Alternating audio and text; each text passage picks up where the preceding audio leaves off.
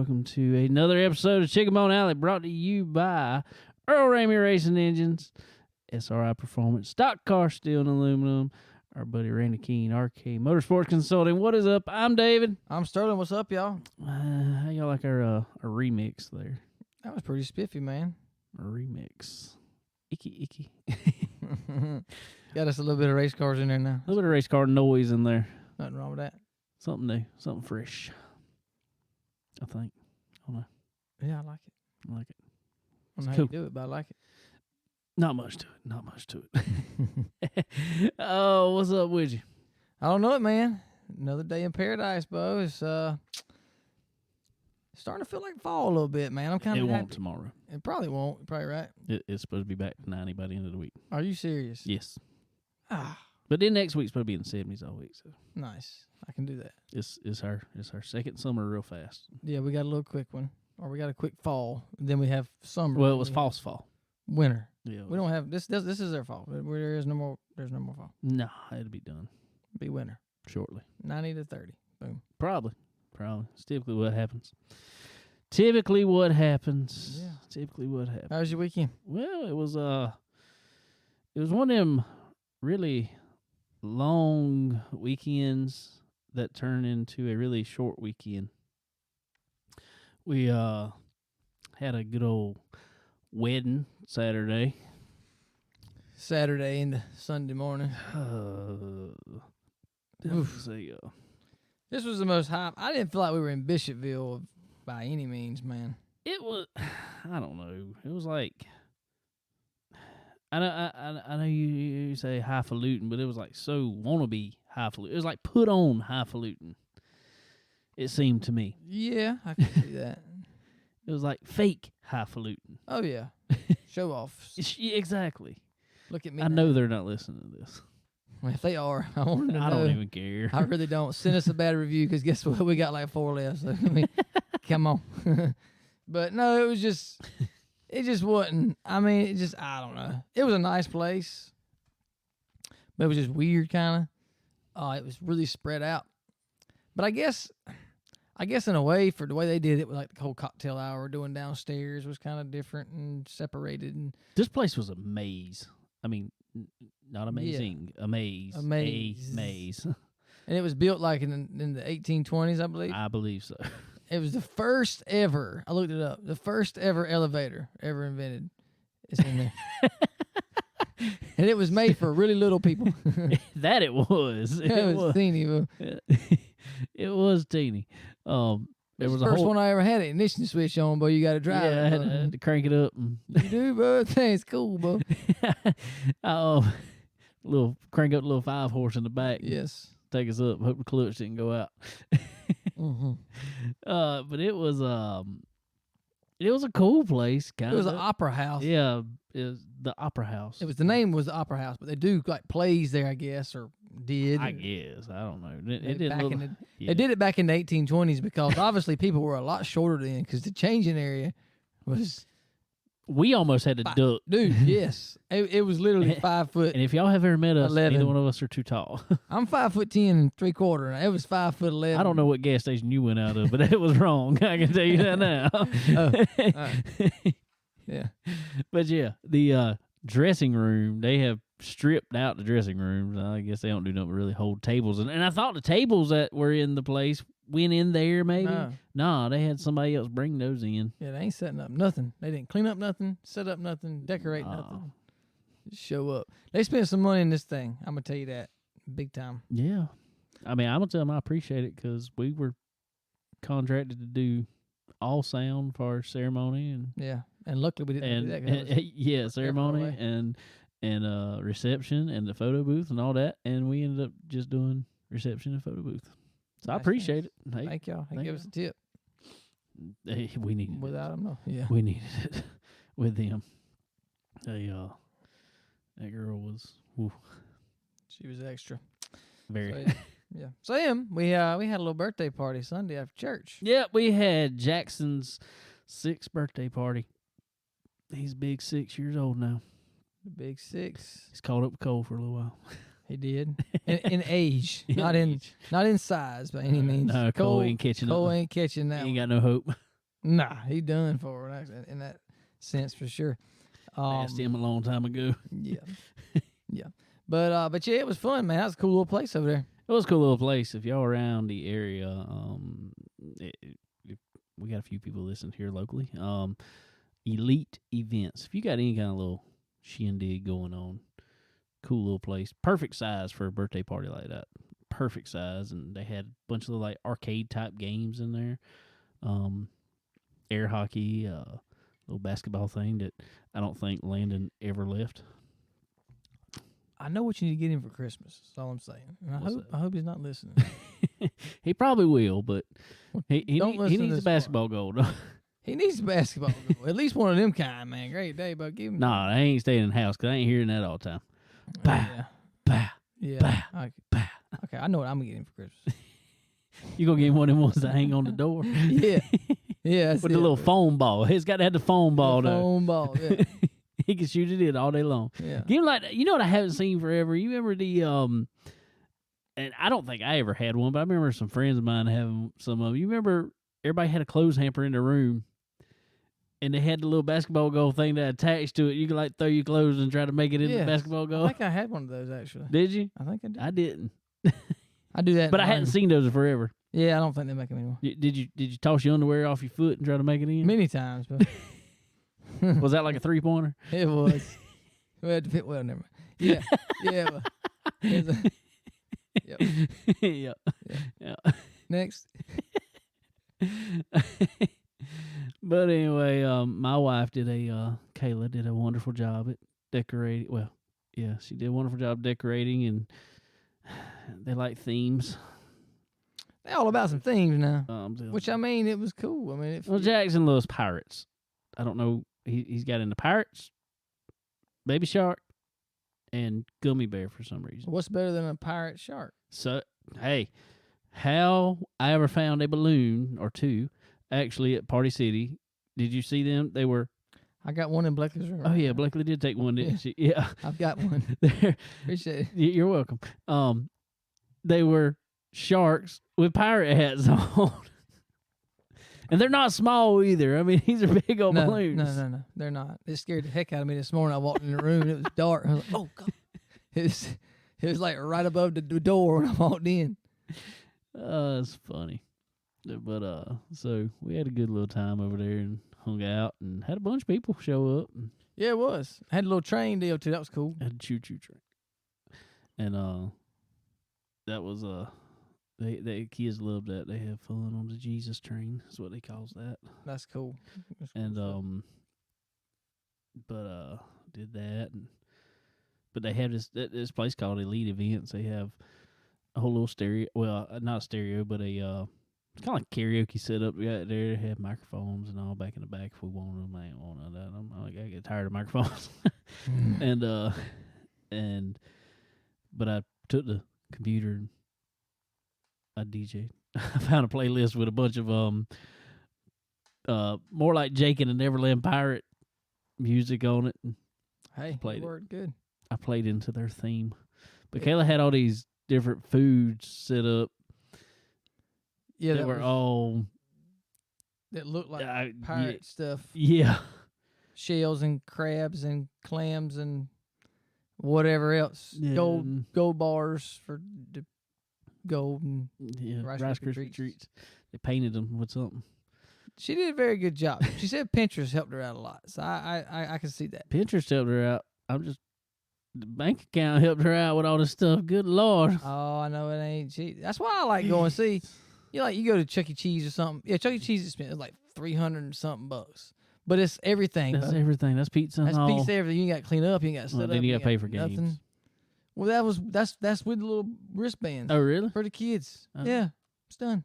I'm doing that next. Go for it. It's like all in one, inclusive. I'm doing that next time. Yeah, I agree. It was $300 just for the place. Which, I mean, ain't bad. I mean, for what was that? No, that's not bad, but then when you got to spend another $600 on decorations and food and... Dude, just the balloons I bought was $80. Oh, just balloons. God, bro. Just balloons. Oof. And I sent them all home with somebody else. I ain't want none of them. Right. Jack's got a pirate shark, and that was all he took home. Jesus. Ain't nothing cheap no more. Negative. It'd be cheaper if they let it in off the coast of California, maybe, but Yeah. they make them sit out there. Yeah. Ferment a little while. I guess. Makes no sense. But Oh, there was I guess we need to get into some racing there. Well, how was your weekend? well, other than that. It's pretty much all the same. Your weekend was pretty much my weekend. Yeah, so pretty much all the same. pretty much so. Yeah, yeah. It was a good time. We had a lot of fun. Friday went down and hung out with Daniel and them. Grilled out a little bit, hung out, rode some dirt roads. You know, that kind of stuff. Yeah. That was pretty much about it. Cool. And then we went on with your whole plan there. Yeah. Yay. Yeah. Oh, but anyway, well, cool. Well, I guess there was some racing that went on. We'll start with the asphalt side of things tonight, I reckon, because actually Sterling's going to have to slide out here in just a little while. Yep, I got to go back to work, unfortunately. And I'm going to hang as long as I can. We'll talk about the asphalt stuff, and then maybe you have somebody help you come on here and talk about the dirt stuff. Yeah, we'll talk about something here. But anyway, so there was this, well, first of all, we ain't talked to him. I got to get him back on the show. I got to call him. Derek Griffith, he went and won him another race. No, I don't know where it was. Where was that? Thompson or something? Was it Thompson? Might have been Thompson. Yeah, I think it was Thompson. Thompson, Connecticut. That's where it was. He went and won big race up there in the late model. So congratulations, Derek. Good job. Good job. As always. But then they had this Roval race at Charlotte. The final race of what state? The second stage. Well, first for Xfinity, second for Cup. Right. So, AJ Allmendinger in the Xfinity Series put it on him. Not anybody's surprise, really. Not anybody's surprise. Put it on him again at a road course. He is now the winningest road course driver ever. Well, winningest driver on road courses in the Xfinity Series ever. It's pretty impressive. Which, I mean, it's kind of deceiving because... It is, but it's still impressive. It still is, but they just started doing more road courses every year recently. I mean, like, Cup Series had 2 road courses forever. Now, Kyle Larson's, we'll get to in a minute, Kyle Larson's won his 3rd in 1 year. So that was a record. Right. Nobody else could ever have done that. Well, I think Jeff Gore would have done that for sure. Or Tony Stewart. But now they've gotten, 4 or 5 road courses now, I think. Yeah, I think with so. COTA and all this. So, a lot more opportunity now than it used to be, even in the Xfinity, which Xfinity really had more than the Cup cars recently. I mean, until this year, I think. Right. So, but yeah, that's still cool for him. I mean, it's hard to beat on road course. Yeah. So congratulations, AJ, on that. But I want to really get into the Cup race a little more. It looked like AJ was going to go over there. I'm going to tell you, I kept watching. I was watching on, because we were at the birthday party, but I was watching on the NASCAR app, checking out everything. And I guess not hearing what's going on really on TV or radio, really. I'm watching the little NASCAR drive things that was showing different camera angles, but you ain't really hearing any announcing. And I'm listening to AJ's car audio. I listen with Jeff Doucette and the spotters and AJ and all them over there. And you can't really get a gist of what's going on. And this reminds me of what it's like used to years ago. It's been a long time since I've done it. But when you sat in the stands with no headsets on, you didn't know what was going on. You just watched a race. You just watched, right? Yeah, and it reminded me of that because everybody, dude, it was like there was 7 different game plans playing out, pit strategies. I was like, because all of a sudden these would be up front, and there'd be a couple fall out of that, and more would come up front, and then they'd have caution, and some wouldn't pit, some would pit, and dude, it was insane. But from what I saw too, is it looked like everybody but the playoff drivers were on a whole different scheme. Well, they were, because the playoff drivers knew they had to stay out for playoff points. Right. the guys, especially like AJ, didn't have to. Right. He's like, I don't need any points. I just want to lead. Right. So he's going to short pit. Exactly. So a lot of them were doing that. All but what? What is it now? Well, 12, I guess. It was 12 now. So roughly, now. yeah. So basically 12 of them were doing what nobody else were doing. So right. It was really but then confusing. everybody else, even on that, would break that up maybe right. Yeah. a little bit more. So none of them were like on the same lap. It was very confusing. Very. So it was just like, all right, how is this going to play out at the end of it? So, and then Kyle Larson was having his troubles with battery going dead, went dead twice. They finally put an alternator belt on it. I guess it slung it off. But that was a cool thing because caution's long enough there. They had plenty of time to put one on. Right. It worked out great for him, yeah. But something was going on. I think Bowman had that same problem. Bowman had a alternator issue also. Yeah, so something was going on with theirs there. But they must have been trying some different stuff, some new stuff, and it didn't work out like they thought, I guess. Or I don't know. It's so crazy, and I imagine a team like that when they buy alternator belts. Let's just say alternator belts, they probably buy 1,000 of them at a time from their supplier. So if there's a run of them, and in that batch there happens to be 2 little bad spots of rubber, well, if they coming off the shelf back to back, they were the 2 ones made back to back. Possibly, I don't know. Who knows, man? There's so much difference. Yeah. I'm sure they try so many things nowadays to get every little bit they can get. So who knows? But they overcame that adversity for sure, man. And yeah, they definitely did. But like AJ, I was talking about, just watching him because, dude, he's awesome to watch on a road course. I love watching him. He really is. But it's funny that you say that because it is really cool watching him. And 3 or 4 years ago, even in the Cup Series when he was running, I mean, you could definitely tell a big difference. I mean, he's like a standout. But now, man, there's a lot of guys getting pretty freaking good at road course racing now. Oh yeah, there's no road course ringers anymore like they used to bring in Borstead. Right, there's no sense in bringing them guys in anymore because last few times they did, that's why they quit. Because last few times they did, they got their tail handed to them. Yep. By people like Chase Elliott and right. And like prime example, Kyle Larson. Like he does not come from. That's what I was going to say. Why is Kyle Larson good on a road course? I don't understand. Other than car control or throttle control, I don't know. But I mean, it's like a dirt sprint car or whatever has, to me, in my opinion, has nothing to do with road racing. The only right hand, well, he knows how to turn right in it. That's all. Yeah, I guess he's going left, but he's turning right. It's just like, man, Bo. I mean, it's just no matter what he gets in, it's just ridiculous. It's just, yeah, it's crazy. Don't make sense. But anyway. AJ was running. AJ had kind of cycled around from what I was watching, running in the lead for a good portion of the race. Him and I know he passed Chase Elliott one time for the lead and kind of back and forth, and then all of a sudden he blows the motor. So or something happened to the motor anyway. I know he drove it back to the pits, but something was messed up. So that kind of was.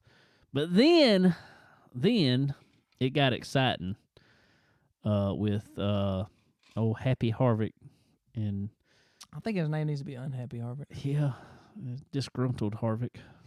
Yeah, we'll go with disgruntled. Yeah. Not so happy Harvick. Yeah, that's it's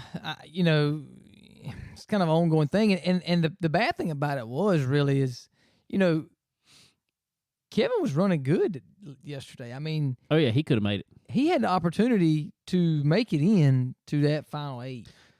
Well, this is what I'm going to say about taking somebody out. When you're going to take somebody out, you better make sure you take them out. Right.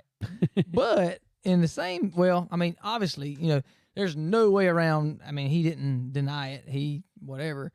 But, the in-car, riding with Kevin, listening to him throttle up and obviously dump Chase. I mean, where he dumped him was probably not the best place to dump him, but I mean, it tore Chase's car up, no doubt. Oh yeah. But and I don't think Chase. I mean, it broke track bar, looked like, from what they were saying. So when Chase got on the banking, I mean, the car. it was already loose. I mean, the car just turned straight. They were saying, well, he was trying to go back and dump. No, that car was already spinning. I mean, there was nothing he could do. Track bar broke. It looked like the tire was flat, too. Right. So, anyway, and he ended up taking Cole Custer out, I think it was. But regardless, I think, man, I mean, dude, let it go, bro. I mean, even if you don't let it go, do it when it counts. Well, why are you going to do it on a road course? I mean, this is just my way of thinking. If you're so worried about keeping him out of winning the championship, which is what he has said, he ain't gonna win a championship. I mean, he ain't flat out said it, but that's what his goal is. If that is your goal, why don't you sit around and wait till Phoenix? Let him do whatever. Yeah, sit around and wait till Phoenix, and then if you're gonna take somebody out, be sure you take them out, dude. I think he'll be. Oof. And then don't get scared when they're driving in your mirror, coming up close, and start mirror driving, and then completely overshoot a corner. Yeah, and take yourself completely out. Yeah, that looked pretty bad there, really. And I mean, and I don't know the way Chase retaliated. He didn't. I don't know. I mean, who's to say if Kevin wouldn't have drove it in there and tore it up himself, would Chase have went in there and took him out? I don't really think he would have. I just don't think. The way what he said at the end of it was pretty cool in his interview. Awesome. Oh, they've already made T-shirts, though. That's awesome, dude. Like that is the coolest thing. It'll be as a merry off-season and a happy Christmas. That's great, bro.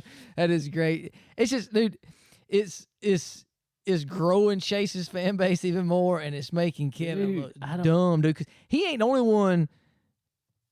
Chase is not the only one that Kevin run over. No, and I've always been a Kevin Hart fan. I personally have. I mean, I don't know why. I just liked him. I liked the way he drove. I liked the way that he was aggressive. And even I guess personally, I didn't mind when, like, the time that he got took out by Biffle that time, and he comes jumping over the hood of his car and all this other stuff. I didn't mind that because I like people standing up for themselves. I didn't mind, and I still don't mind him standing up for himself. But my problem is, Chase, he may have kept you from winning a race. He never touched him other than coming up, doored him a little bit at Bristol. He did not take him out. He did not take him out. Bristol, in my way of thinking, we go back to that again for a second. If anybody took anybody out of winning that race, oh, yeah. Kevin Harvick took Chase out of winning that race because he cut his tire down. Yeah. I mean, Kevin could have easily drove in there and put a bumper to him. Kevin could have moved him. Kevin could have moved him. Kevin could have, he was running his line. There's another line. Go run it. Yeah. So but then you gonna turn around and take somebody out? Especially when you still try to take them out anyway. But especially when you're still in it. Chance for you to get into the final 8. I mean, then you just go in there. I mean, set yourself up. Yeah, okay. Maybe he wasn't gonna go dump him. Maybe Chase wasn't, but there's a whole lot of options to do it in a road course than there is at Texas or whatever. And I guess Kevin's way of thinking was, if I'm gonna do it, this is probably he's least likely to get hurt. Maybe I would hope that he would think like that. I don't think that's nowhere in his thinking. I doubt. I doubt. I don't think it's done. Because Chase is moving on and Kevin's not. Oh, he's butthurt about it, honestly. Well, I don't know. If he does any more now, he's going to really look worse. Well, and Rick Hendrick said something about it today or yesterday about, it's time that NASCAR kind of steps up and puts their opinion in it. And Rick Hendrick ain't normally one to say something like that. No, but he's,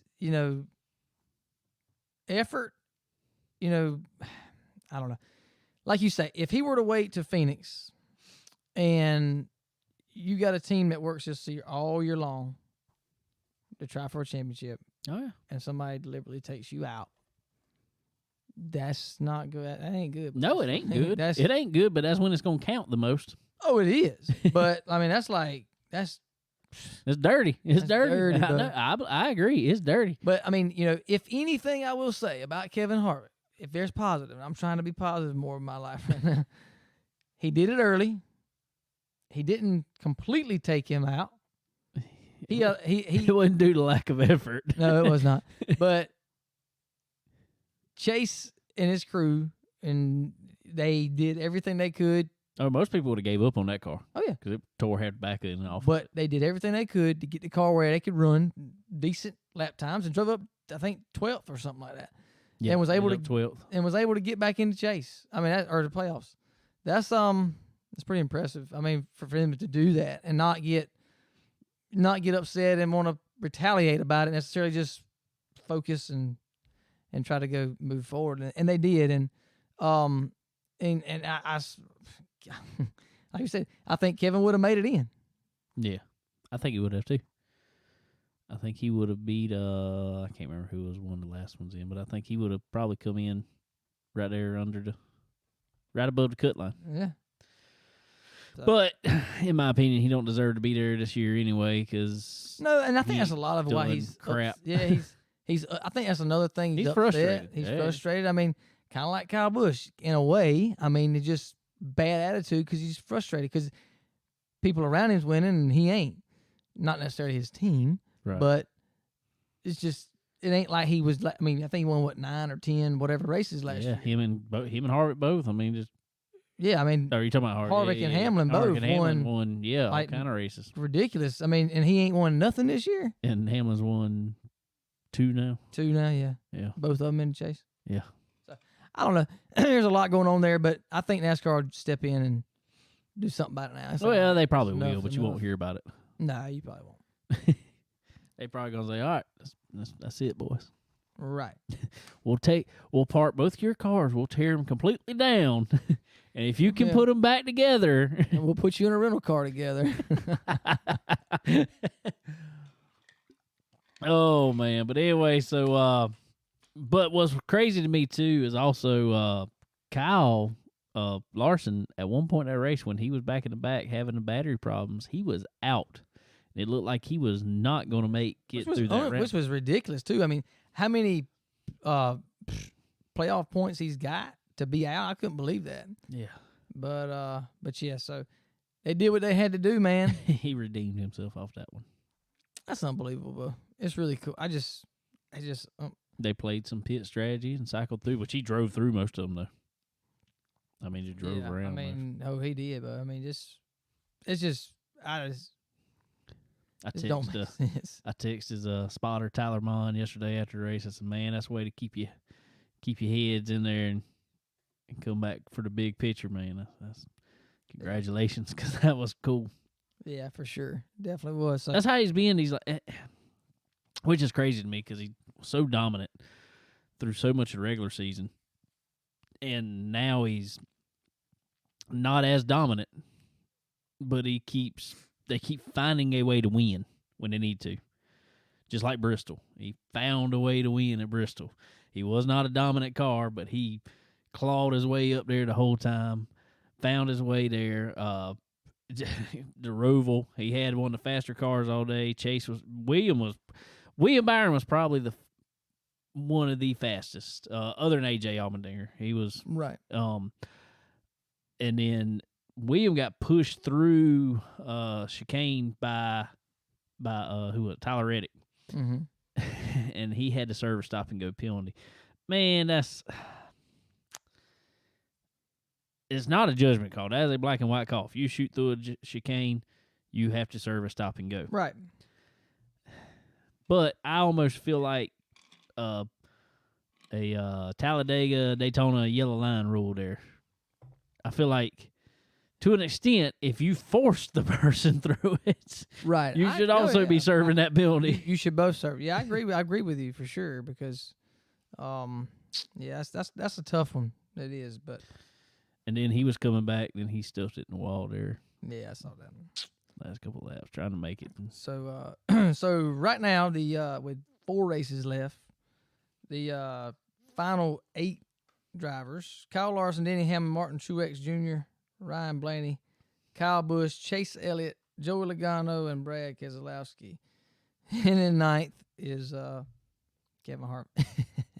So, kind of some prizes for me, really, is, I mean, honestly, Martin Truex and Ryan Blaney they just been I don't know how to keep making it through. I don't understand it, dude. They're just so consistent, but they're 3rd and 4th right now. Truex was way back there yesterday.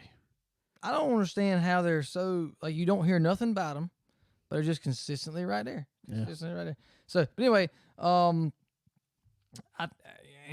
don't know. I mean, who's your Final Four? I mean, Chase is also well. Let me say this: you got Texas, Kansas, and Martinsville.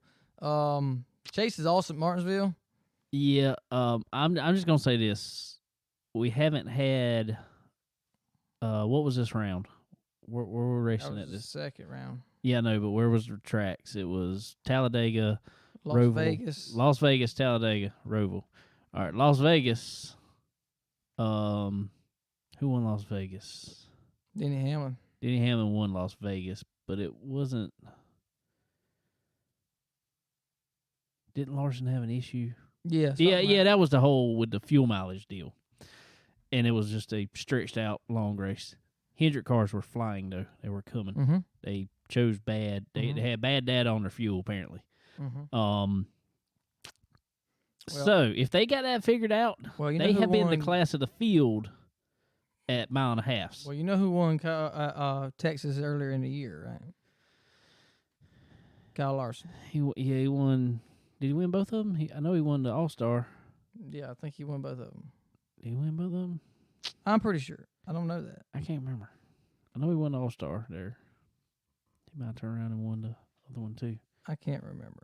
But regardless, the Hendrick cars are stupid fast on mile and a half. As long as something stupid don't happen, I think you're gonna see some Hendrick cars win mile and a halves. Yeah, no doubt. And then Martinsville be kind of a toss up. Chase is always good at Martinsville. Larson, for whatever reason, and I've always thought this was weird, being that he races so many dirt tracks, short tracks, he's typically not that great at Martinsville. In the past, he hasn't been anyway. Well, it's just so different of his style of driving. Exactly. I think it's so much break time. But look what he's done on road courses this year. Well, that's true. And I mean, honestly, Martinsville is a road course. In a way of thinking. It's 4 road course left-hand turns. Yeah, for sure. So he might get to turn that around. Yeah, definitely. So we'll see. I'm kind of excited to see what's going to happen. Kyle Busch won Kansas, so we'll kind of look for that. I don't know. We'll see. I don't remember if that was. I don't remember that one either. But anyway, we know Martinsville. Martinsville's going to be. I honestly say Chase is going to have a good shot there. So the standing wise, Truex will run good there. Yeah. I kind of see Kyle Larson, Denny Hamlin. I don't see Chase Kyle Elliott. Busch making it to the Final Four. And Martin Truex. No, I don't. I see Martin Truex and Chase Elliott getting in. That's what I think. But if Truex can pull out a good race at Martinsville. Yeah. Because I don't think he'll do too good on mile and a halves. Yeah. I could see Blaney pulling something out though. I'd like to see that. That'd be cool. I could see Blaney pulling something out on a mile and a half. But I think Martin. Let me see who won Phoenix earlier in the year. Personally, I would love to see. Yeah, Martin Truex won Phoenix. Yeah, okay. In March. Yeah. Personally, I could see Final Four, or what I'd like to see, I guess, be Larson, Chase, Elliott, Blaney. Who would be my fourth?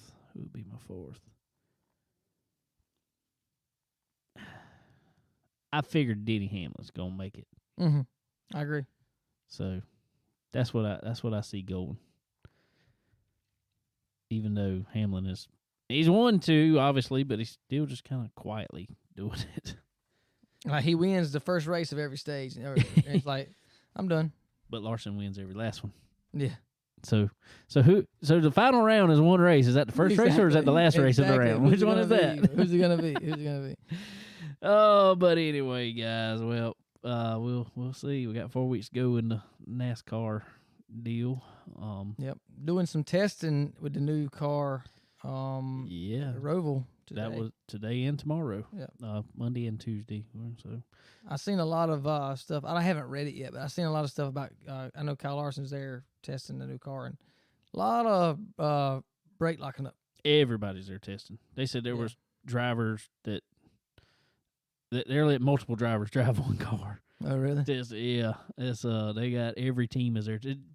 Corey LaJoy said today in his 180 some odd starts in NASCAR. That's Xfinity and Cup. Maybe truck. I don't remember if he drove in truck or not. But anyway, in those 187 starts, this is the first time he's ever tested. God. That's exciting. Yeah. I'm like, geez. No wonder. Maybe you need to test a little more. Test a little bit there, bud. Yeah. So yeah, that'd be pretty cool, and we'll see. I mean, I think they're gonna have to drive the cars a lot different. Looks like, obviously. Oh yeah, they're completely different with a 5-speed paddle shifts. I mean, that's not counting the chassis differences. I mean, yeah, that would really huge brake differences. You got. Whew. They go into what size tire? 18 inch wheel. Yeah, I think 18s. They're going 3 inches up in wheel, which means 3 inches up in brake size, probably. But I will say, I think if anything, like AJ, it'll help him a lot because he road races a lot. I say bring Marcus Ambrose back. Dude, I mean, he would kill. What is different in that car and in them cars? Australian V8 supercars. Well, them and like the ones that run like the Daytona 24. Much. I mean, dude, it's the same thing. And their paddle shift. I mean, I know. I think they'd kill him. Paddle shift's got to make a lot of difference. I can't do it. Like on iRacing, I can't do it. I cannot use. I'm not good at it. I have got to use the shifter and drive one-handed. I can't do it.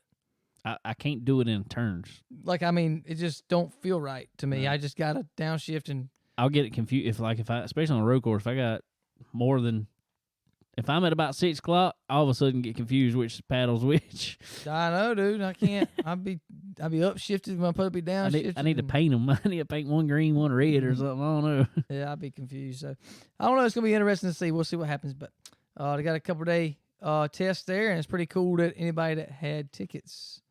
Yeah, they were get in free, or they're showing it on I think NASCAR.com, YouTube, something like that. Okay. You can watch it on there.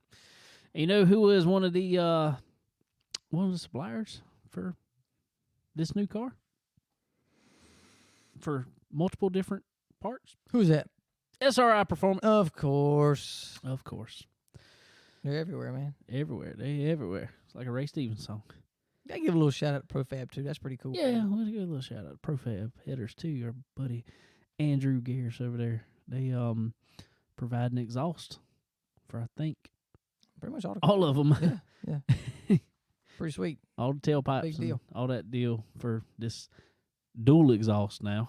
Yeah.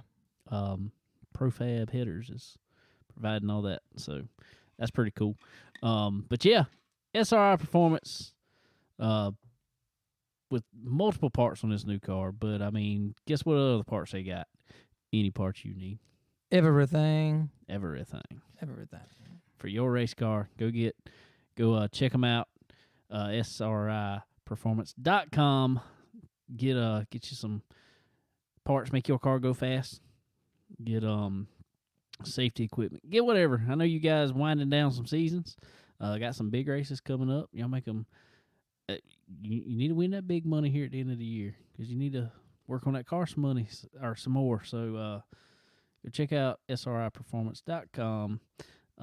When you go there, fill your card up, go to that promo code tab there and type in CBONE10. That is C as in chicken. BONE 10. Get yourself 10% off at time of checkout. Tell them we sent you. Also, stock car steel and aluminum. Same deal, guys. You make them cars look pretty. If you need to rebuild anything on them, they got all the materials you will need to rebuild any of your metalwork on that car. Aluminum, steel, you name it. Pro moly tubing, you name it. Nice things. They got you. If you need to weld it up, they got all the welding supplies you need to. Yeah, they do. Got it all, man. So go get it. Y'all go check them out. And like I said, tell them we sent you. Also, you need a good motor in your car. Seen some guys that talking about they need some new crate motors, need new this motor, need new that motor. Well, guys, we got your answer. Head on over to Earl Ramey Racing Engines. Tell Earl you need you a new motor. Tell you something. Tell you a good one. Good one.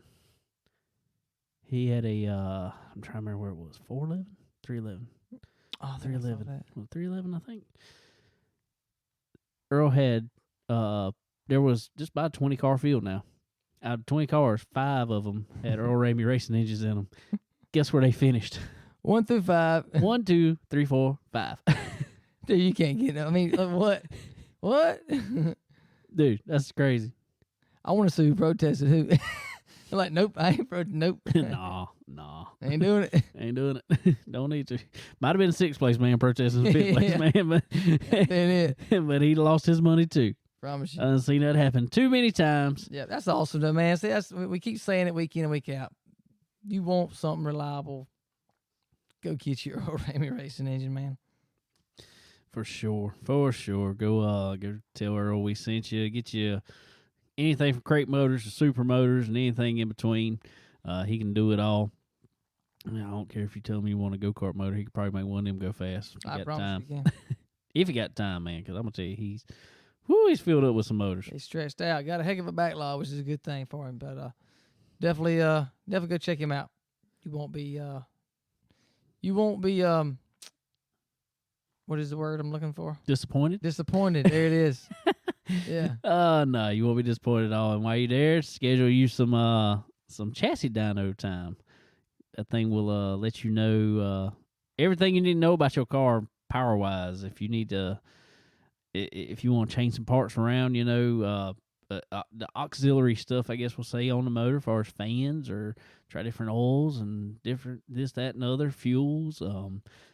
If you want to change up carburetor types and see what this motor runs better on and tune that carburetor to it, you can put on that chassis dyno and let that thing eat and get all the power you can out of your Earl Ramey Racing Engine on there. So y'all go check him out. Tell him we sent you, as always.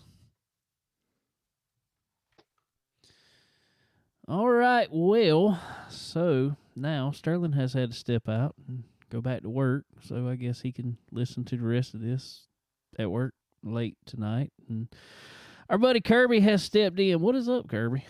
What's up, man? Good to hear from you again. Come back on the show. You too. We appreciate it, man. Appreciate you coming to hang out with us and spend some time. What you been up to since last week, man? Just work. It's been busy last couple weeks, and how stuff tears up, and always got something going on. So work, football, and racing. That's what I was fixing to ask. I was fixing to ask about the football. What's going on with football? So my son plays JV for Lawrence Manning, and I got getting nervous. We had to go all the way to Augusta Thursday night, and it rained about half the way down there. But about 6:30, the skies cleared. The water didn't, so they was playing in the swamp. Nice. But unfortunately, we went down there and got a tail cut, so we had to ride 2 hours back to the house with a tail tucked between the legs. But that's how it goes. How's overall? How's the team doing this year? Not good. Not good. No. No, they got some talent. It's not. They got everything they need. I just don't feel like they're just putting it together. They just not getting quite all the way there. They'll do real good, and then we took one team to triple overtime. So Damn. and I think it was like 46-6 or something, 42-6 in Augusta. So it's pretty good tail whooping. But hey, just take it in stride and practice and go to the next one. They're sounding like my Gamecocks this year. Yeah, good old Rocky Top. I don't even want to hear it. I mean, I'm a Clemson fan. I bleed orange, but this week I was for sure Tennessee Volunteer and Texas A&M Aggie. Oh, so you one of them that is anybody but. That's right. I pulled for Clemson and ABC. Anybody but Carolina. Dang. But this week I was a Texas A&M fan, man, because I don't like Alabama either. So Why? What's wrong with Alabama? They win too much for you? no, just yeah, I like to see other people win. How about that? Like us. There you go. Well, I'm just saying I am a Chanticleer this year. I have declared it. I am a Chanticleer. Teal Nation, Hey, baby. I am all in with Clemson, but I feel like that Coastal Carolina is the best South team right now that we got. I'm quite positive of that. They've only had 2 games this year. And one of them, they've only had 2 games that they have scored under 50 points in the game, and one of them was 49 points. Yeah, I didn't realize that. Yeah, I was looking at it today, and I was like, dude, that is I mean, regardless of what conference you're in or whatever, I don't care. When you score like that on every opponent you're playing, you're way better. Way better. Happy for another South Carolina team. So I'll pull for them. Even though they used to be part of the U of SC, but they're not anymore, so I can pull for them. Oh, okay. Well, I'll forgive you. So. I didn't know. I didn't realize I was asking for forgiveness, but okay, thank you. Oh, good deal. How about a little NASCAR, bud? Harvick and Elliott. How long do you think that's gonna go on? Me and Sterling was just talking about that. We were just talking about that.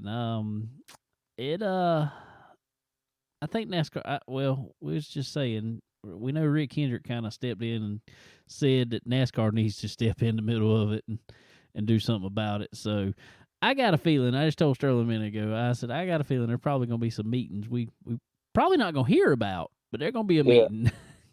And they're going to about like Cole Trickle and what's his face on Days of Thunder. Exactly. They're going to get in the rental cars and all that fun stuff and tell them they're going to take their cars apart, and if they can get them back together, they can go out there and see where they can finish. Well, okay, I'm gonna go. I'm a Stewart Haas fan. I was a Stewart fan, and I've been pulling for Kevin Harvick, and I am a Harvick fan. But I'm pretty good at being unbiased in situations. But I really feel like that if the tables was flipped and it was Elliott doing everything, some of the comments I've been reading online and different sports pages and things, I feel like it's all one-sided and it's all Kevin Harvick and Elliott hadn't done that. That's comments from general people. Well, see, now I try to be a little unbiased myself, and I don't disagree with you. I mean, there's a lot of passion, we'll say, in NASCAR, especially from fans. And I think it's both of them. Yeah, I do too. Now, this is just my outlook on it, and I was just telling Sterling the same thing. And I was a Harvick fan too, and I still like Harvick. I liked when Harvick was like I told Sterling, I said when he was jumping across people's hood, when he was diving across Biffle's hood to grab him and stuff like that. I was a fan of it because he got took out and he stood up for himself. I did. Yeah. I like that about him. I don't like the plain old vanilla, I guess you'll say, in NASCAR where nobody wants to stand up for themselves. They just kind of take whatever and whine about it and go on about their day. I like it. I personally do. But I also like it out of Chase Elliott. Now, in my opinion, this is just coming from someone who has raced in the past. In my opinion, what Chase did to Harvick at Bristol when he admittedly kind of stayed in his way, in my opinion there, Harvick had a bumper. If he wanted to move him out of the way. Mm-hmm. So just whining about he wouldn't get out of your way is not a valid point to me. Yeah. You could have moved him and went on about your day, especially at Bristol, quite easily. So my thing is it's kind of apples and oranges, somebody being in your way at Bristol and then you just completely admittingly dumping them at Roval and wrecking them. He just did not do it well enough. No, because he kept going, bro. I mean, I got to give it this. that was pretty awesome on his part as far as the driving. Exactly. And then apparently, yeah, if you listen to the radio, they were telling Harvick that the 9 was coming. 9 ain't even made it behind him yet, and Harvick wrecks himself. So I think he got a little intimidated, honestly. I really do. I mean, that's what it comes across. He was mirror driving for sure. So yeah. I mean, that's just my opinion, and I don't think Harvick is actually doing himself any favors in none of this. No. Especially, I think the whole problem is the dirt track life in them have left them. Oh, if yeah. they put a little more dirt track life back in them, it'd be a little different. Oh, yeah. I mean, for sure. Like the jumping across hoods and all. Yeah, I mean, I don't mind that. I mean, go for it. If you feel like you got wronged, I mean, go tell the guy about it. I mean, that's why I will, I'll at least say what about William Byron this past weekend. Like they didn't cover it very much, but the PRN happened to have a microphone in his face whenever it was happening. As soon as he got out of the car, he went straight to Tyler Reddick for pushing him through the chicane there. And I mean, he talked to him about it. I mean, he was ready for whatever. And William Byron don't come across as that type guy, but he was right there. I mean, he wasn't looking for a fight necessarily, but he was going to tell him what he did wrong, how he felt. Yeah, exactly. And I don't have a problem with that. I have zero problem with that. I like that personally. I think more drivers need to do it instead of wrecking a bunch of race cars out on track. Now, when you start wrecking a bunch of race cars on track, don't whine about the guy wrecking you back. That's right. Yeah. So, I don't know. That's just my thoughts on it. Just my thoughts. Well, I personally think, in my opinion, in this particular situation, now I have seen other stuff, but in this particular situation, I do feel like Harvick is more the aggressor on this one. I ain't going to say he's necessarily all in the wrong. I just feel like he is more the aggressor, and it's just not a good look for him. I never said he wasn't wrong, but everybody, 98% of the comments is Chase ain't done nothing, which I agree with you said. You got a good point. Harvick could have put the bumper to him and put it out the way. Then he'd have something to complain about, but Elliott would have. But yeah, right. And I mean, that's just. I guarantee that number 3, if you was in his way. Oh yeah, Earnhardt Sr., he'd have took you out. Oh, I promise you, he would have. And I'll say that about more of them. Now I think it faded in later years, but Jeff Gordon earlier on in his career, how many times did he move Rusty Wallace out the way at Bristol to win a race? Yeah. I mean, it's if you want to move somebody out the way at Bristol, that's the place you can do it at. And Harvick, I don't know, he didn't want to touch him. So I mean, that's like my childhood. I pulled for all growing up until he retired.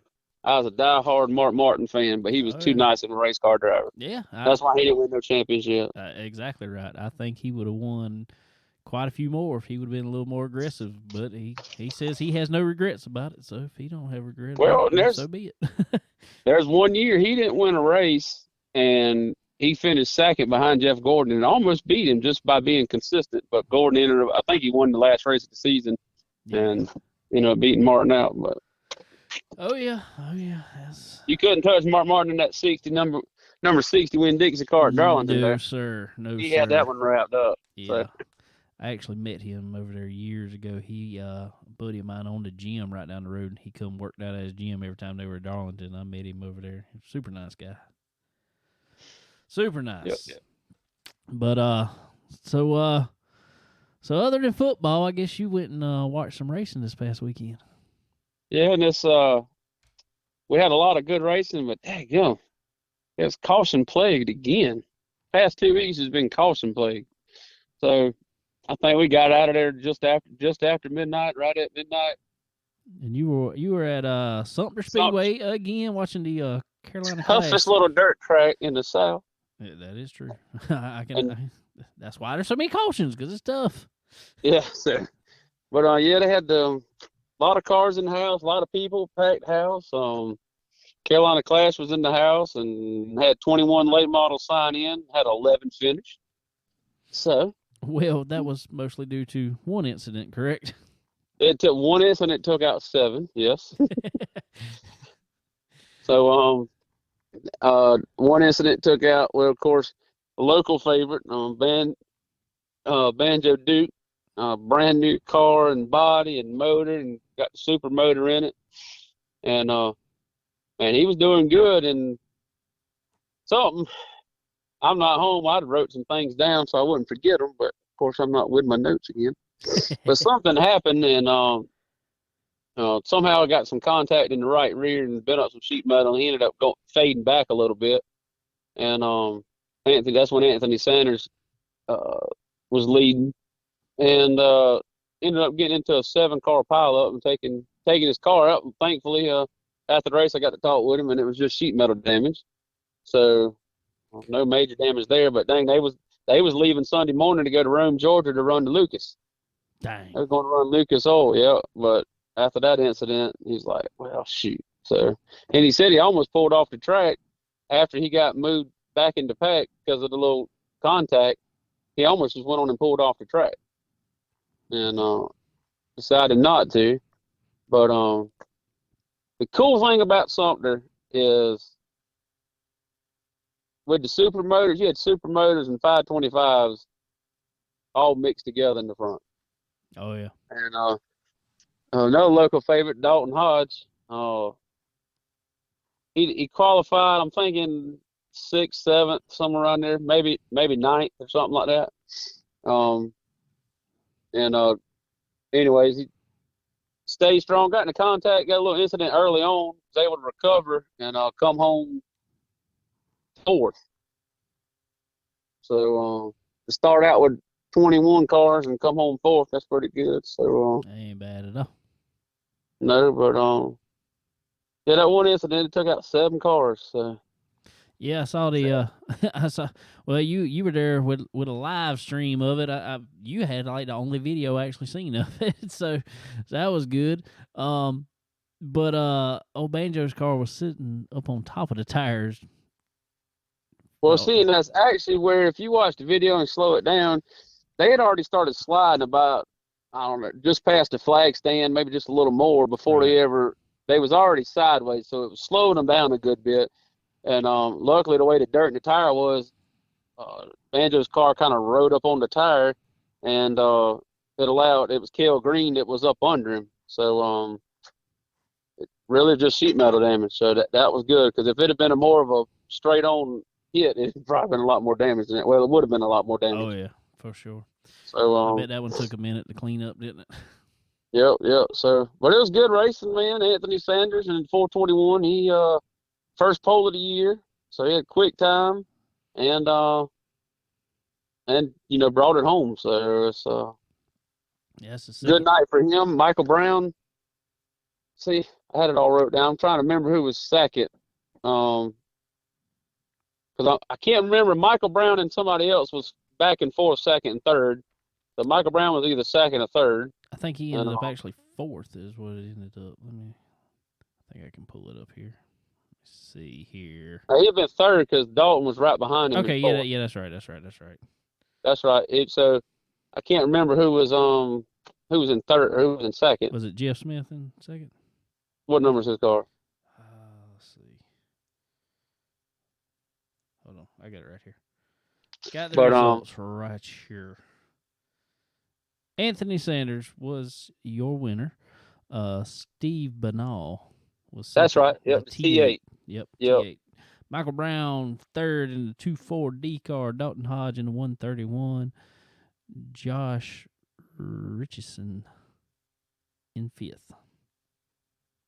Yeah, so it was they was running, but it's cool to see, which I like horsepower. So I'm sure those 525s probably can't do quite as well, on bigger tracks like Lancaster and all, but or Gaffney. But at Sumter, it's cool to see that you. Yeah, the 525s have a little trouble on the more wide open tracks. Yeah. But far as places like Sumter or Lakeview or places like that, man, they get down with it, and it's a fine line in that and on that 525, because there's people that do like it, people that don't like it, because that's technically what they consider basically is what GM brought out as basically a super crate motor. That's right. Yeah. But they also allow that motor in a lot of the steel block series and the fuel series and stuff like that. So that motor's actually got strong horsepower against those guys. Yeah. So. And typically in those like that, just typically what you see like the Blue Ridge, most of the time it is a 525. It's cool. End up winning because Blue Ridge will let you run the 602 and the 604. You let you be a little lighter at the scales, with the smaller motor. Right. But man, it was good to see. A lot of good racing, packed house. And that I'm gonna tell you that there's only a couple people. And it was the Gibbons Memorial Race. I have to give a shout out to. I grew up watching the Gibbons race, and so the second annual Gibbons Memorial Race, and used to watch the 07 a good bit. So they had some throwback wraps on, and had a little contest with that. But there's only a couple drivers that I really can remember, like Steve Bernal did, and that's he drove around Michael Brown. Which, Michael, if you listen to this, I like you, buddy, and we talk a lot. But look here, that T8, son, he punched it on the restart and drove around him on the outside, and you don't see that a lot at Sumter. No.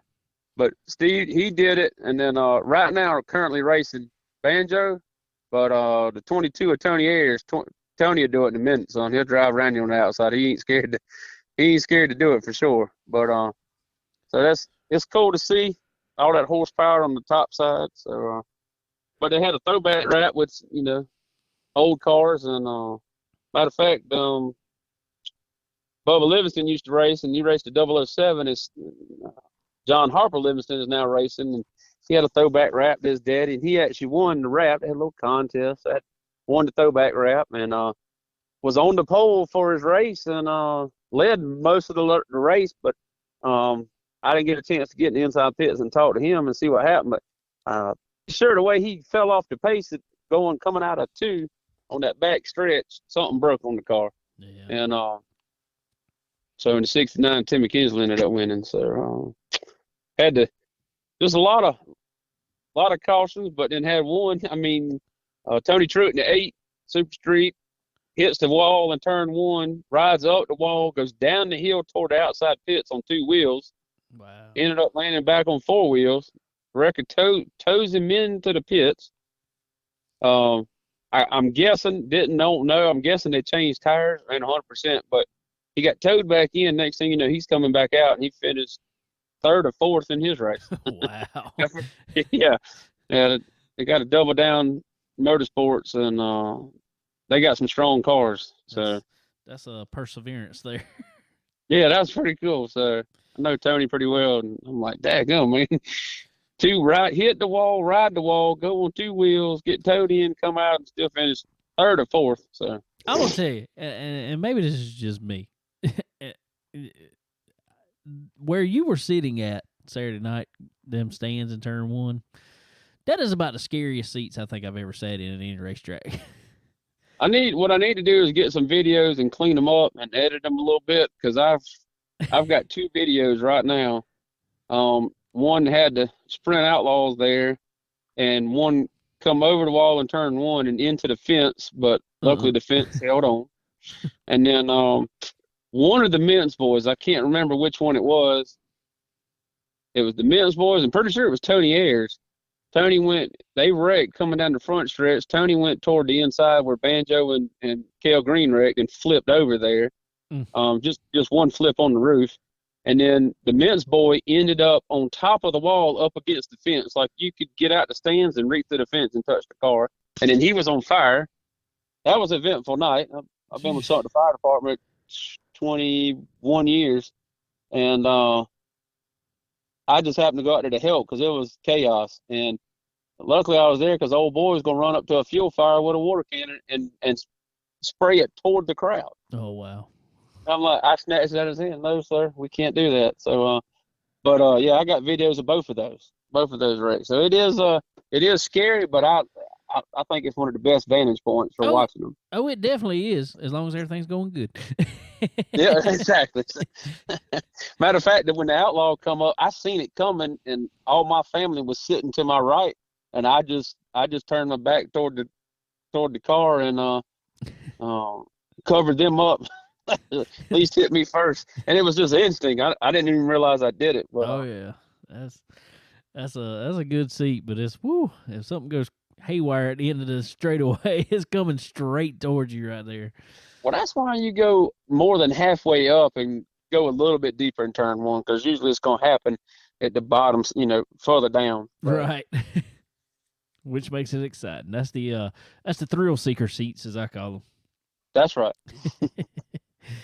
But yeah, man, a lot of good racing, and so we got 2 more races left on the year. So the Turkey Day race, and then this coming weekend. So first time I ever drove a full cage car, we'll say, was in practice. I didn't race it, but I practiced it that night it was a Turkey Day race one year, and I practiced it for somebody, and I think my second lap back there, I was already scraping the wall coming out of 4.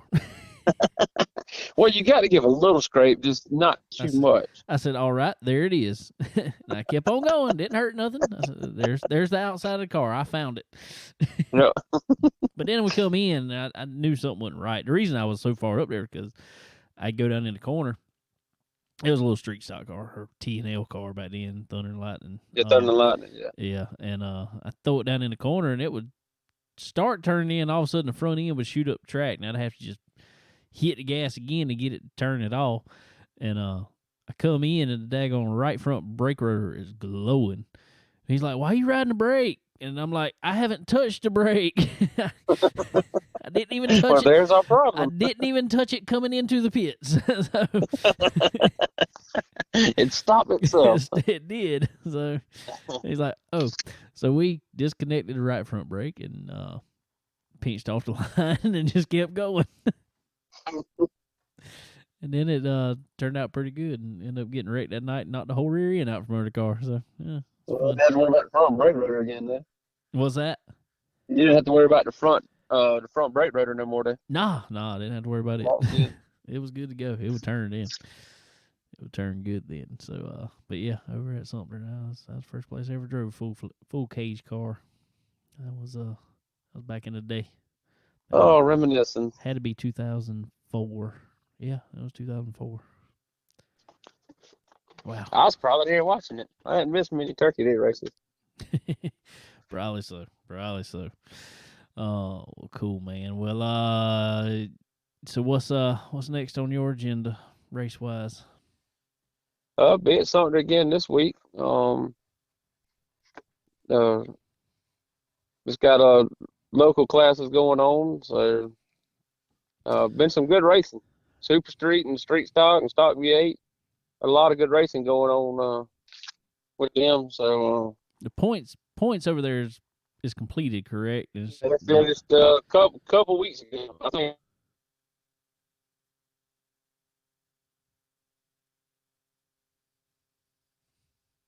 But number 8, you run Tony Truitt that run up on the wall, wrecked, and then come back out. Yeah, it showed why he was the one champion for the year. So. Oh, okay. You got a good car, so. That makes sense. Well, cool. I'm on. How about you? Well, 2 weddings in a row, man. It's time to make a race. I got another wedding. Hey. I got technically 4 weddings in a row because we had one on a Sunday last week, and then we had one this past Saturday. I got one more this Saturday. Is it close to Lakeview? Because the Carolina Clash will be in Lakeview this weekend. Well, it's in Lumberton, North Carolina, so it's not that far. That far? It's not that far at all, actually. So depending on what time I get out of there, I may just swing on in Lakeview there.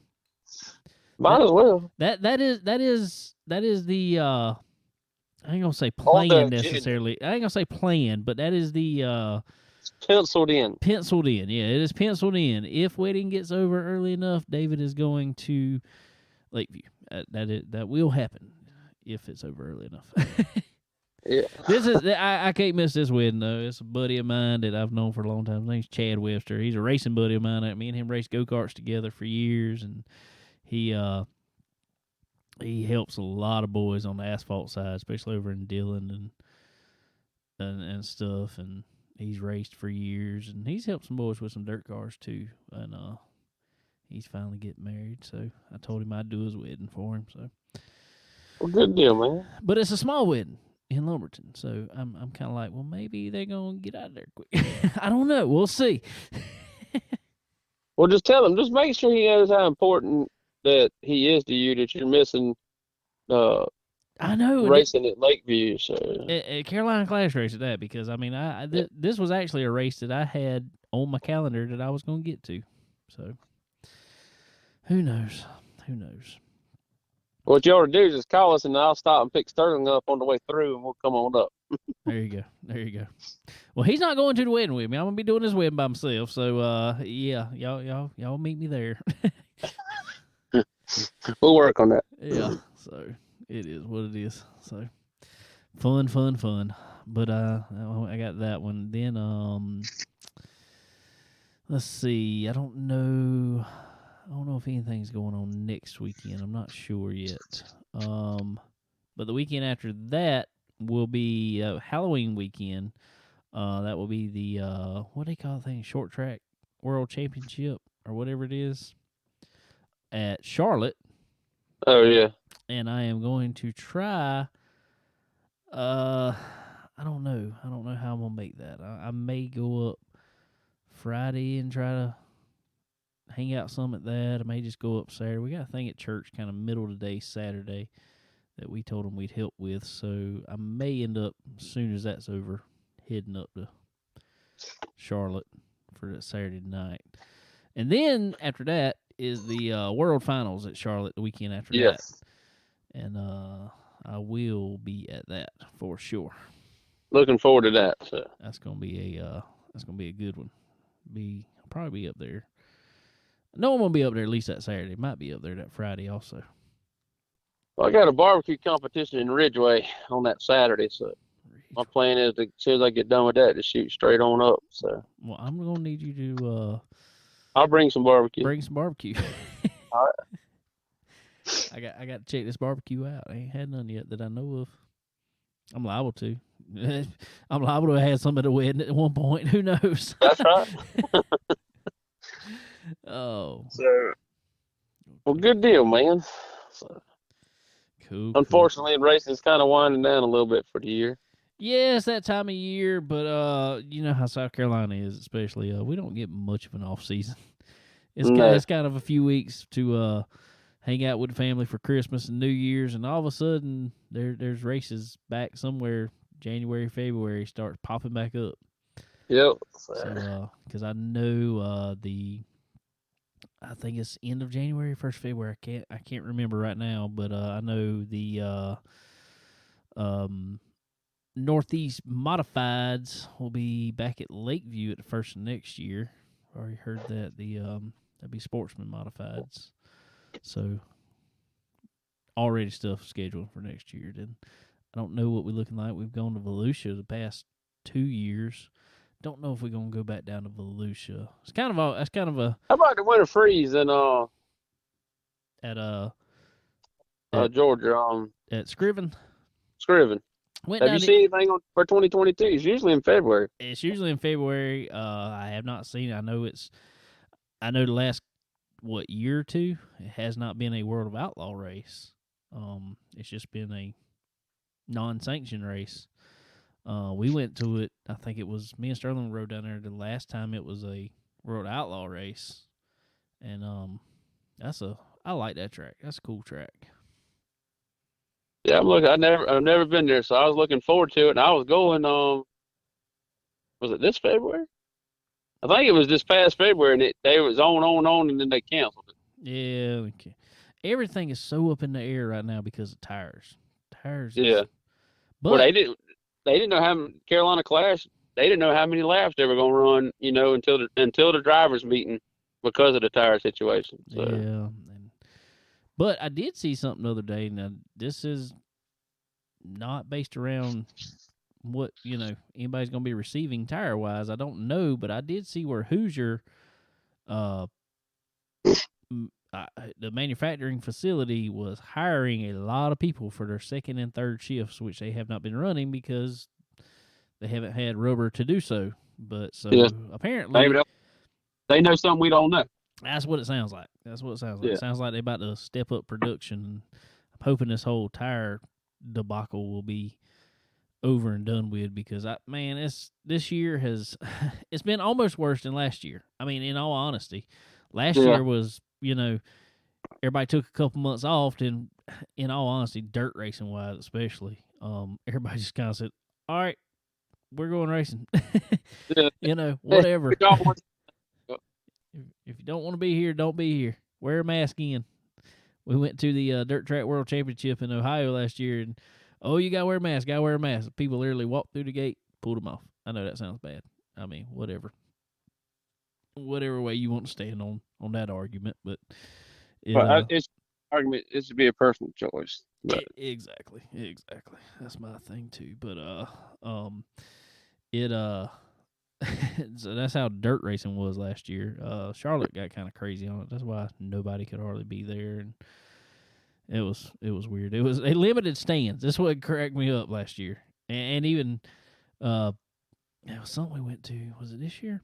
I can't remember, but it cracked me up because the stands, they limited seating capacity in the stands to like 20%, something like that. It was something stupid. As many people could be in the pits as you wanted. You could buy a pit pass and go in there. There was unlimited pit passes.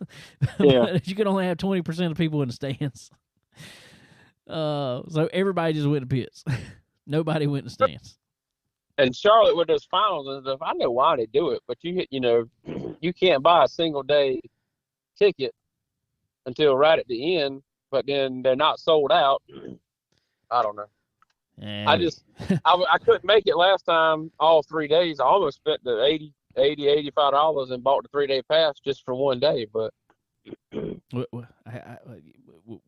figure that all out. Don't worry about that. Yeah. We'll figure all that out. But anyway. But yeah, I'm looking forward to some more good racing. So. Yeah, there's a little bit coming up here.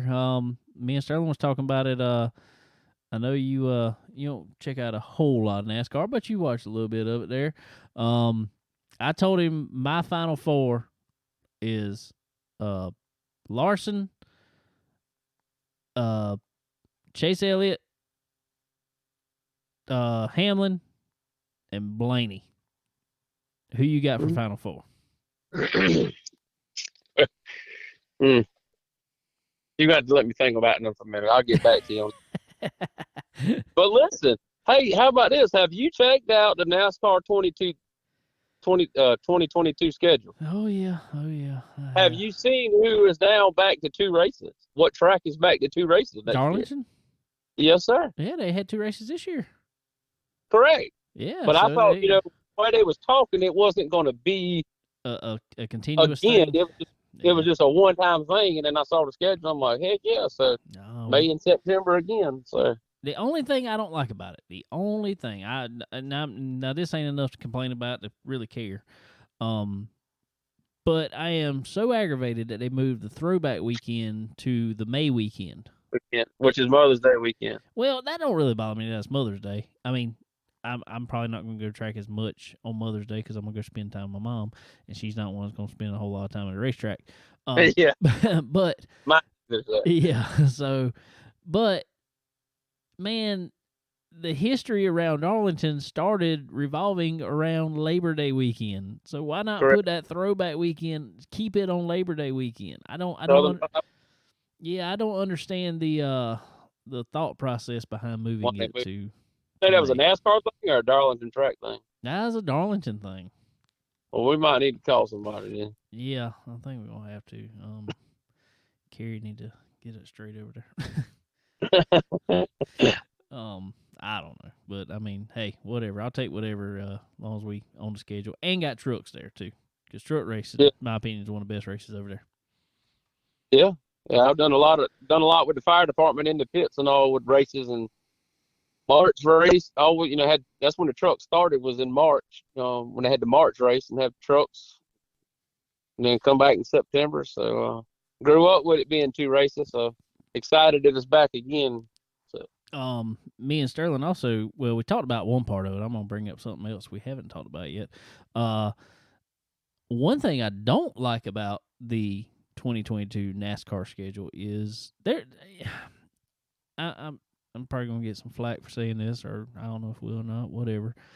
There's not a whole lot of races, honestly, on the NASCAR schedule anymore. I'm just like, I want to go to that. It's not. Yeah. I mean, I want to hit the Southern 500 because that's just kind of a deal that I've done most of my life. Yeah. And last year, me and Sterling went to the Bristol Dirt Race. Took our That's what I'm ready for. Took our two boys. Well, I was too, and it was great last year. It was awesome. We went to the dirt race. I mean, it was cool. It was a NASCAR dirt? Well, we ended up about all of it. Okay. But yes, it was kind of on a whim. We were at Cherokee, and Cherokee got rained out for the Saturday night portion of the race, and we had the hotel to Sunday, so we kind of just sat around the hotel all day Saturday, just to hang out more than anything. And then Sunday came, and I'm sitting there looking. I'm like, we're only like 2 hours from Bristol, and Bristol had rained out already on that Sunday. I was like, we can go up there and get a hotel. I looked on my Hotel.com app. I had a free night somewhere. So I was like, we can get a hotel for like free for a night. I said, we'll have to pay just for one more night after that. I said, we can hit both races. We ended up hitting the truck race and the cup race on that Monday, the Bristol Dirt Race. So, NASCAR side of it. And this was just a couple weeks after we had been up to the there for all the late models and the street stocks, all that stuff. Well, guess what? What's that? So a buddy of mine here in Sumter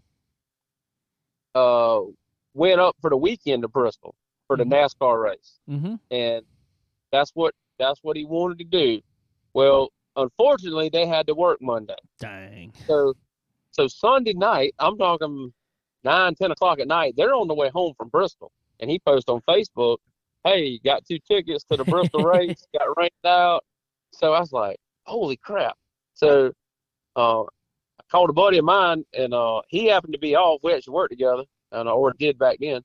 He was off, and I said, "Hey, you want to go to a race?" He's not a big race fan. He liked it, loved it, but he just didn't grow up going to racing and all. So I called the fellow with the tickets, and we negotiated a good price, and got the tickets, and we left out from Sumter. It's about 5 hours from Sumter. Yeah. Yep. Left out early Monday morning, hotel up there, got there once we got in the track, we saw the last half of the truck race and all of the NASCAR race, got back in the car and drove 5 hours back to the house. Good Lord. Yeah, we stayed. Yeah, so we stayed. We the men there, because we did all the driving. We ain't getting to a hotel and get pampered and all that kind of stuff. Y'all can have all that.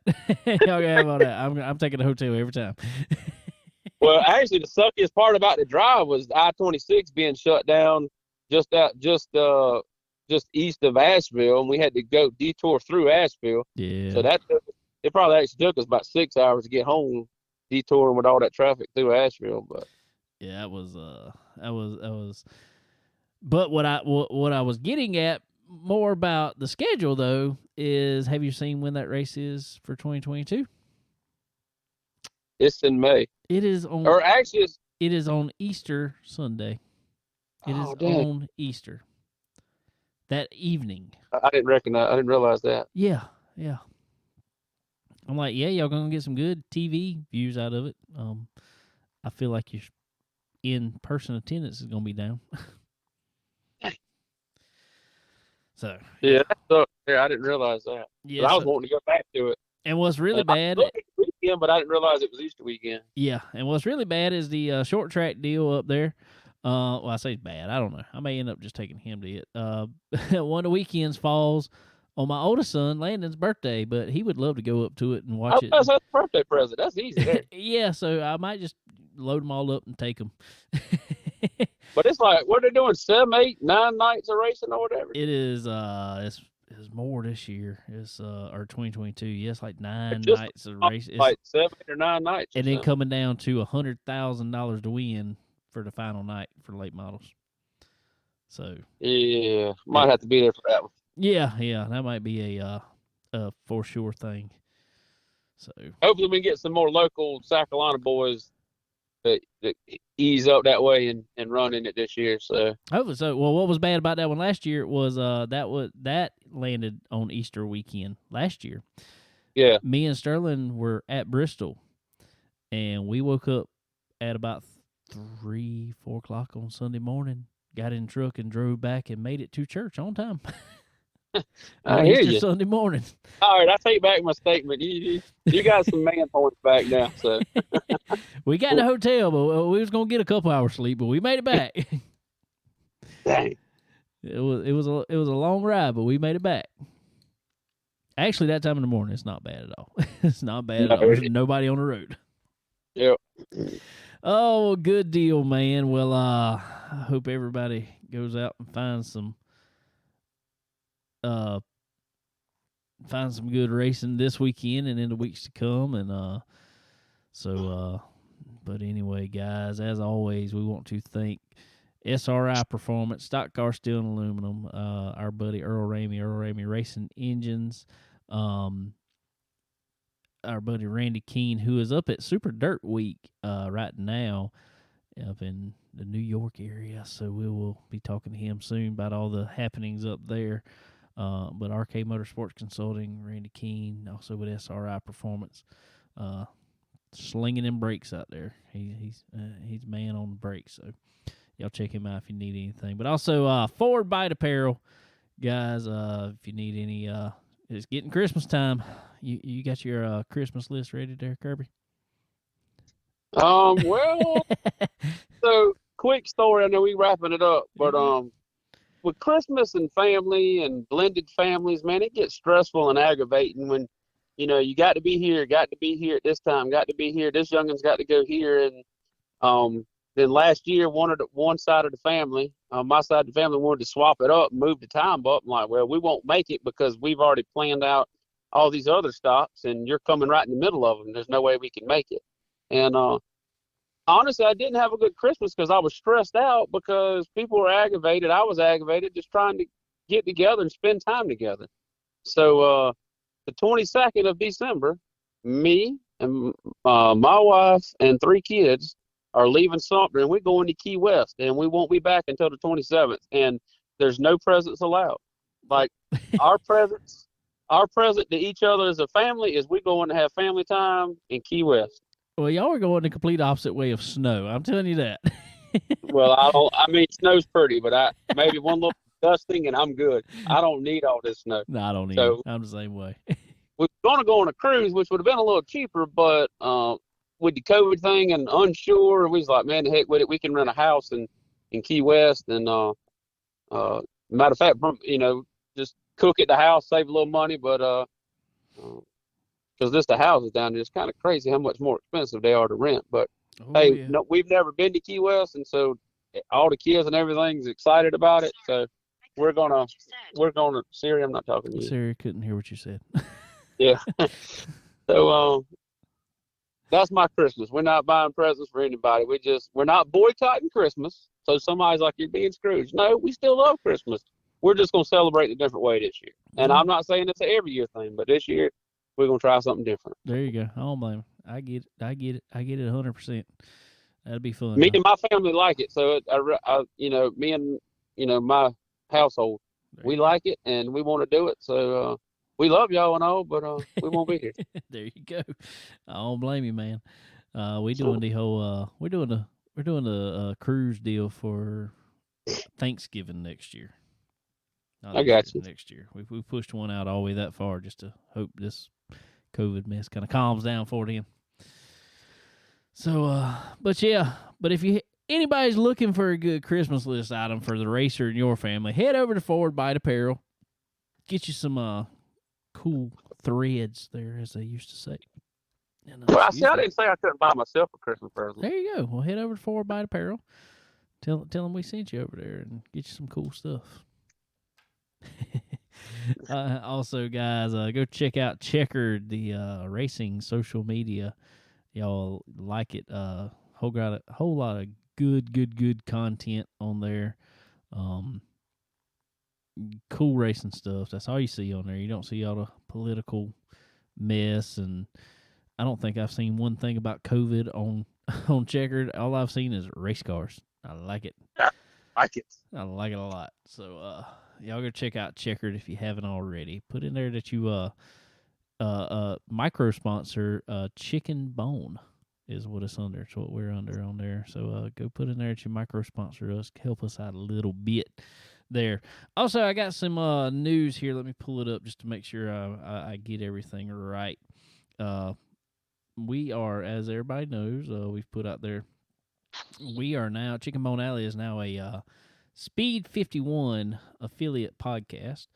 Y'all saw us on the Bull Ring a few weeks back. But there was some news come out of Speed 51 today. The RTA bought out Speed 51 a couple years back, or a year or so back, whatever. Now is going to be RTA Media as the parent brand there. But they are renaming Speed 51. As of November, Speed51.com will now be known as Racing America. So, all right. Racing America powered by Speed 51. So, there you go. So it's gonna be an expansive digital racing experience. They say, named Racing America, is powered by Speed 51. So it's gonna be pretty cool. It's a whole rebrand for the whole Speed 51 family there, and it's gonna be kind of a fresh start for them, I guess. Well, good deal. Hopefully it'll be good and can bring a lot more content, better content to us. So looking forward to that. For sure. Well, cool deal, man. So got big plans for the week, working hard? Just working. Yeah. I have to pull on call status once every 3 weeks, so I start that in the morning. Fun. I ain't been too bad at work, so hey, but it's work. We got to get through it. So I ain't gonna say too much, and I'm gonna knock on this wood table right here beside me. We kind of have a list of, I work on school buses. I'm a diesel mechanic. We kind of have a list every day of work orders we got out there of just little things to repair. Some being very minor, as like add washer fluid, stupid stuff like that, or put a piece of tape on a seat here and there. Very minor stuff, or some more major, more problems with buses. As of this afternoon, this is very odd in our industry. Normally, we kind of keep a backlog list of things to do on buses.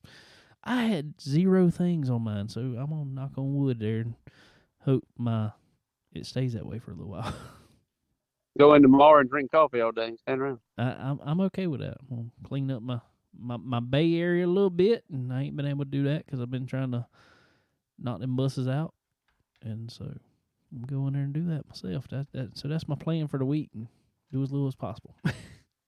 do as little as possible to be sure that my buses are still running good and safe with all these kids on them. Well, I'll tell you what I'll do. If I get called in at 2 or 3 o'clock in the morning, I'll text you or call you, make sure you're up. So. Well, you can do that, and I'll probably get it when I wake up at about 5:30. So, or about 5 o'clock anyway. So. All right, man. Well, it has been a pleasure having you on here. Thank you for coming on, hanging out with me for a while here after Sterling had to dip out on us, and we missed you, buddy. Yeah, we missed you. So he'll be at work all night tonight, so we'll be thinking about him and let him go up there and he can listen to the show a little bit at night. Give him something to listen to. Give him something. Might put him to sleep. We don't know. It might. I might turn on and let me go to sleep. I don't know. Who knows?